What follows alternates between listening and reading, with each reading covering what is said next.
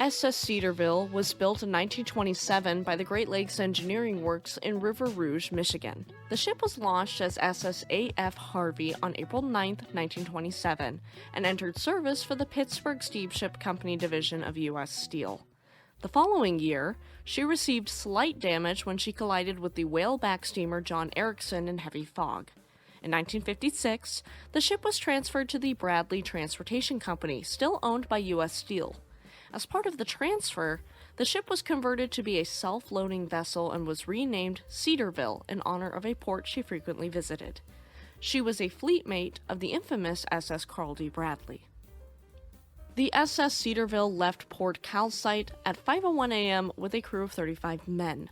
She was traveling between Rogers City, Michigan and Gary, Indiana with a load of 14,411 long tons of open hearth limestone.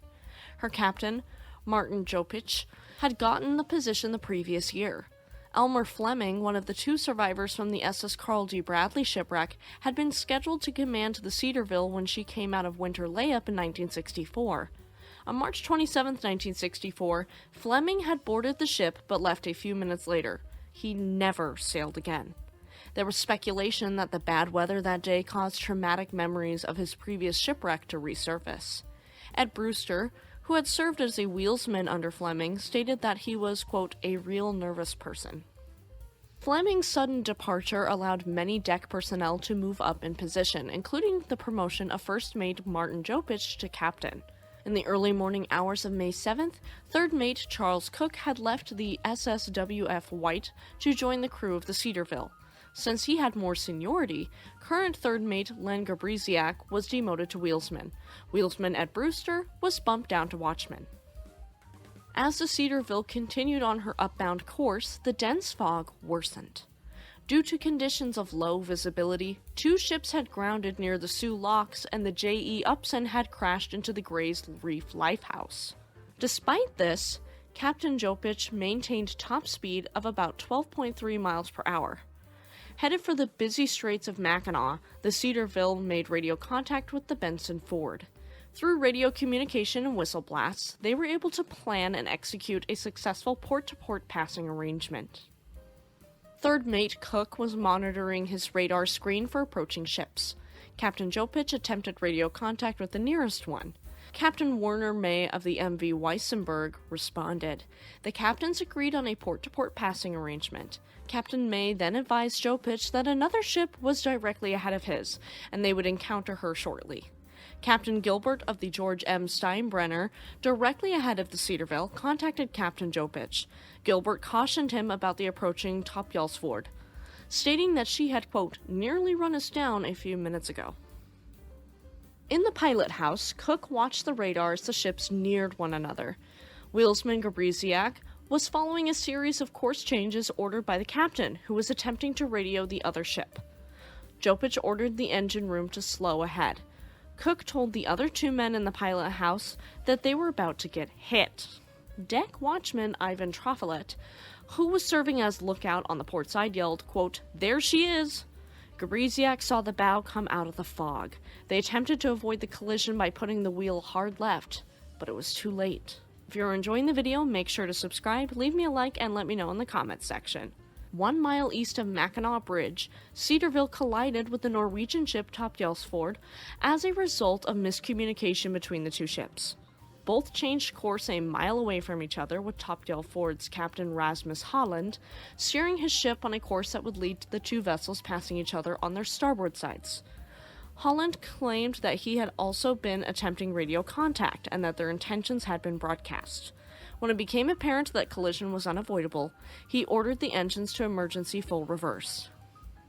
The captain of Cedarville, however, intended for his vessel to cross the bow of Topyals Ford. His message stating such was not received by Topyals Ford.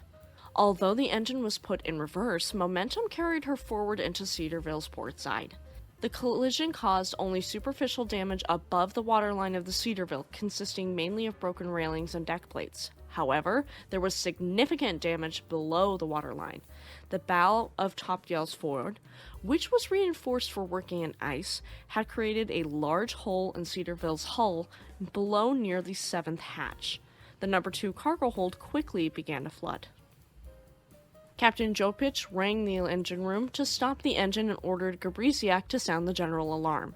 Then he got on the radio to issue a mayday. Jopich unsuccessfully attempted to reach Joseph Paria, the director of marine operations at U.S. Steel. The Cedarville dropped her anchor. Gabrisiak asked for permission to leave his post at the wheel to get life jackets.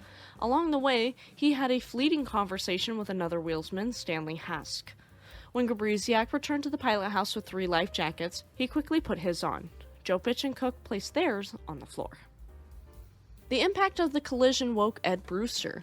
Another sleeping crewman, watchman Bob Bingle, had been awoken by Art Furman right before the impact. Furman informed Bingle of their situation, and Bingle quickly put his life jacket on and went up on deck. Brewster and Bingle joined first mate Harry Peachin on deck. The men tried to cover the hole with the collision tarp, but the gash was too big. Thank you so much to our amazing YouTube members and patrons. If you'd like to have some awesome perks like episodes a full day in advance, join our YouTube memberships today. Within minutes of the collision, a list to the port had developed. In the engine room, Chief Engineer F. Donald Lamp and his assistant W. Tolgetsky began pumping out water. Captain Jopich then ordered water to be pumped into the starboard ballast tanks to counteract the list. Jopich radioed the Weissenberg to ask for the name of the other ship in the collision. Captain May, convinced that the Cedarville was sinking and would need assistance, had been following her since the collision. He had already ordered his men into lifeboats that he was waiting to lower. Captain May asked if they needed help, and Jopich refused. May told his men to get out of the boats, but leave them ready to launch.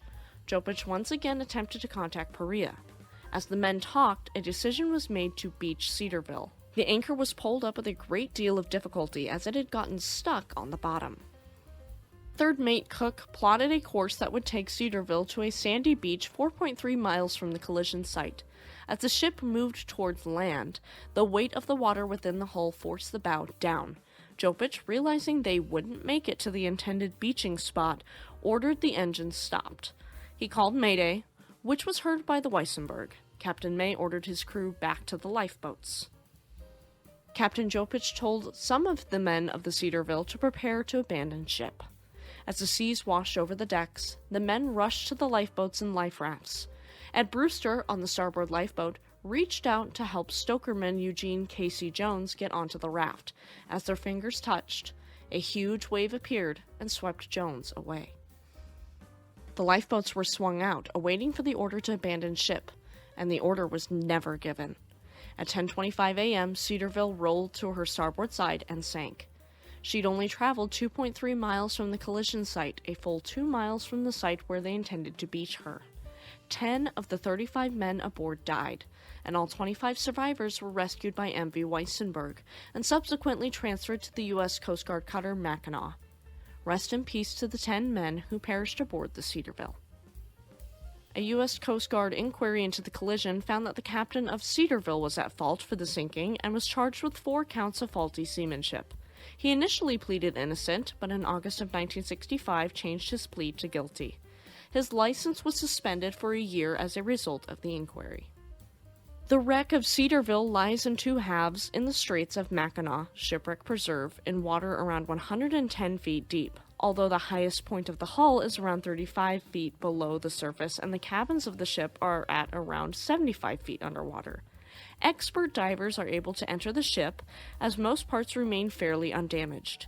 It is not recommended for those with less experience, as 3 divers have lost their lives at the site.